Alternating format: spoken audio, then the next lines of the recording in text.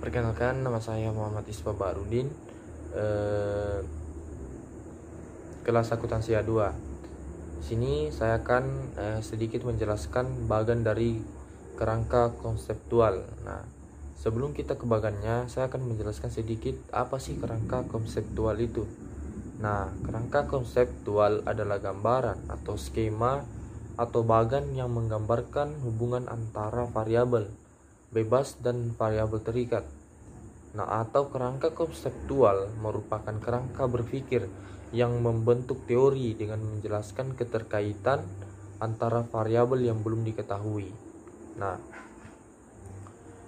di sini menurut Kusumiati tahun 2009 bahwa kerangka konsep merupakan hubungan antara konsep yang dibangun berdasarkan hasil-hasil studi empiris terdahulu sebagai pedoman dalam melakukan penelitian. Nah, sedangkan menurut Netmojo tahun 2010 merupakan abstraksi atau intisari atau ringkasan yang terbentuk oleh generalisasi dari hal-hal yang khusus, sehingga konsep hanya dapat diamati dan diukur melalui konstruk yang dikenal dengan istilah variabel.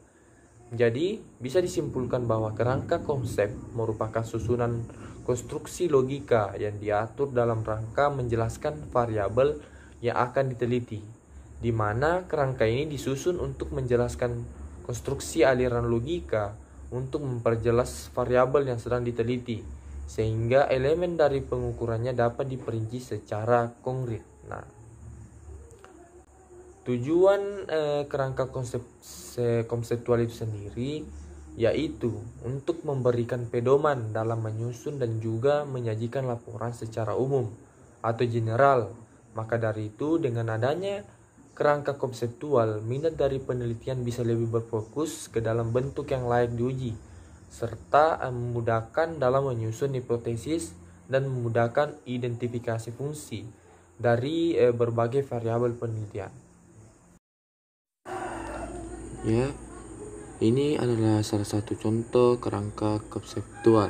Nah, kerangka konseptual itu terdiri dari 6 bagian, yaitu pengguna laporan keuangan, tujuan laporan keuangan, asumsi yang mendasari, karakteristik kuantitatif laporan keuangan, komposisi karakteristik kuantitatif, dan kendala informasi relevan. Nah, penggunaan dan kebutuhan informasi. Pemakai, seperti pemakai terdiri dari investor, karyawan, pemberi jaminan, pemasok dan kreditur lain, pelanggan, pemerintah, masyarakat. Nah, investor itu menilai perusahaan dan kemampuan perusahaan membayar dividen, sedangkan karyawan kemampuan memberi balas jasa, manfaat pensiun dan kesempatan kerja. Pemberi jaminan kemampuan membayar utang. Nah, pemasok dan kreditur lain itu apakah utang dapat dibayar sejatuh tempo. Sedangkan pelanggan kelangsungan hidup perusahaan. Pemerintah itu alokasi sumber daya. Masyarakat itu tren dan perkembangan kemakmuran perusahaan. Nah, informasi yang disajikan dalam laporan keuangan bersifat umum.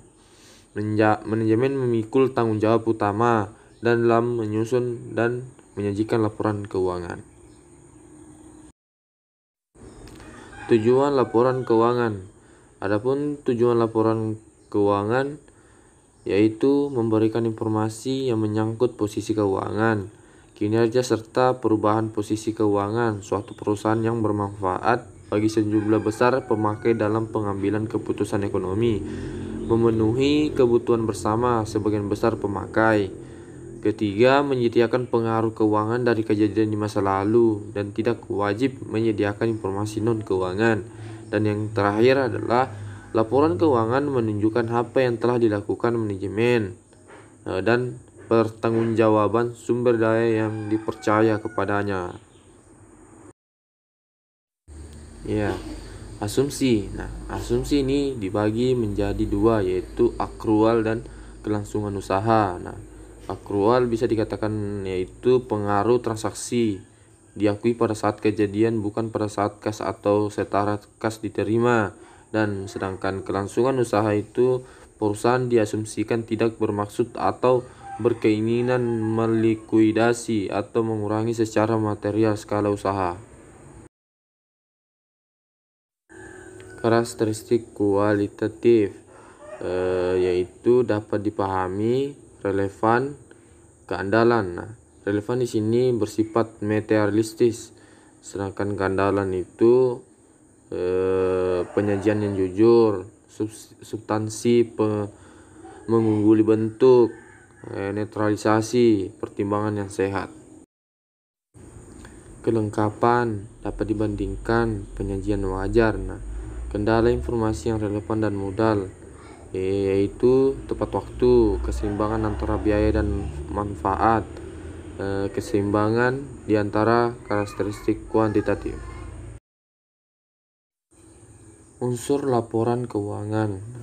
Posisi keuangannya yaitu ada aset.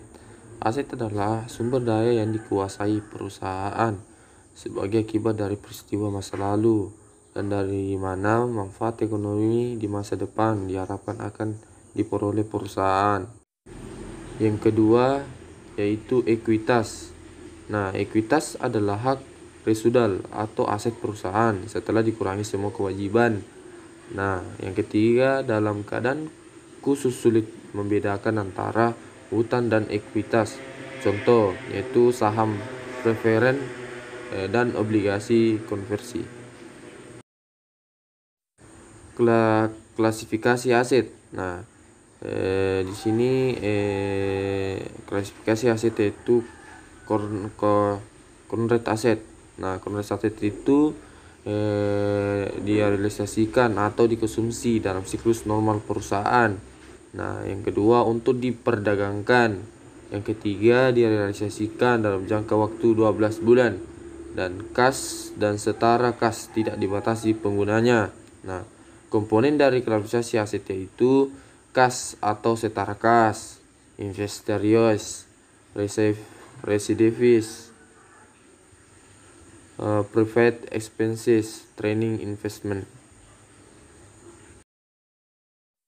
Standar akuntansi aset. Nah, standar akuntansi aset yaitu PSAK 1 yaitu penyajian laporan keuangan, PSAK 13 akuntansi untuk investasi, PSAK 14 persediaan, PSAK 15 akuntansi untuk investasi dalam perusahaan asosiasi, PSAK 16 aset tetap dan aset lain-lain, PSAK 17 akuntansi penyusutan, PSAK 19 aset tak berwujud, PSAK 46 penurunan nilai aset, PSAK 50 akuntansi investasi efek tertentu. Mungkin itu saja yang saya sampaikan, kurang lebihnya saya minta maaf.